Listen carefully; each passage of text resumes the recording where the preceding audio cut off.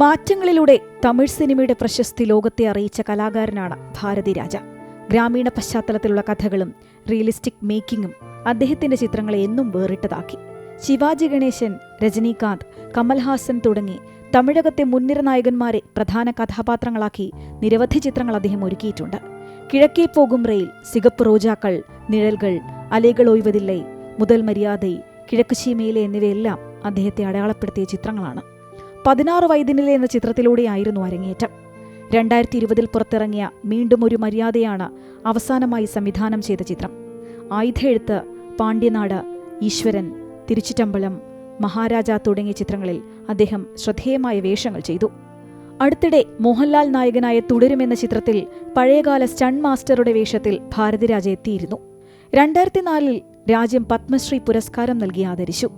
6 തവണ ദേശീയ പുരസ്കാരം നേടി.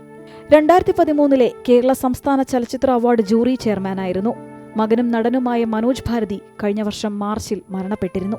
മകന്റെ അകാല വിയോഗം അദ്ദേഹത്തിന്റെ ആരോഗ്യത്തെ ബാധിച്ചു. പി ഭാരതിരാജയുടെ വിയോഗത്തോടെ ഇന്ത്യൻ സിനിമയിലെ ഒരു സുവർണ അധ്യായത്തിനാണ് തിരശ്ശീല വീഴുന്നത്. Entertainment desk, Amrita TV.